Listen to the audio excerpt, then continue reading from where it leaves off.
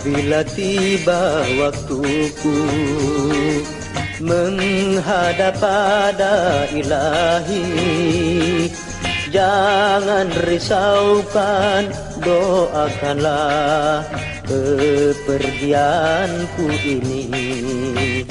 Oh, biarlah tubuhku ini terbujur tiada bernyawa.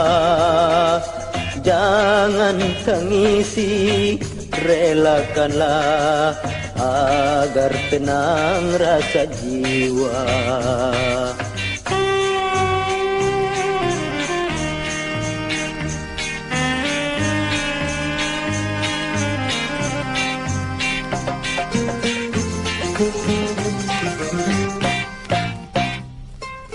Wahai kawanku semua,